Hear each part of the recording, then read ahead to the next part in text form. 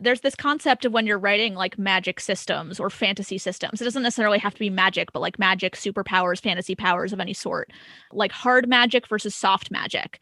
And what that means is basically hard magic means you have your whatever your system is that you're creating for your universe. It has very particular and clear rules. It has rules about when it can be used, how it can be used, what it requires, what it can and can't do. And you can set up those rules within your universe. And then soft magic means basically more so there's magic in this universe and it could work this way or that way, but it could be unpredictable and you can change it throughout the series and it can kind of, you can morph it to suit the story, but it's not going to have super concrete rules. It's more just about imagination and whatnot.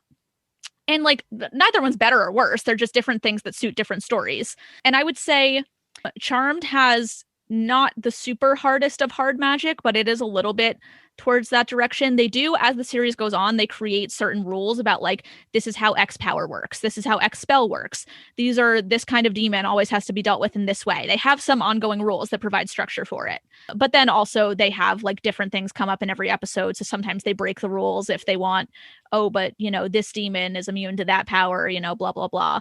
But I think that's one of the things I do like about the aesthetic of this show is they build up some things that are consistent. Like they check the Book of Shadows for information. They can find a spell if it exists, but then sometimes they have to write their own spells. Some demons are so powerful they can't have a dedicated spell. They also need a certain potion. Like they do build up some things so you can have some expectations about how they're going to deal with each challenge, even though it's magical. So I like that. I like when there's some degree of structure to it.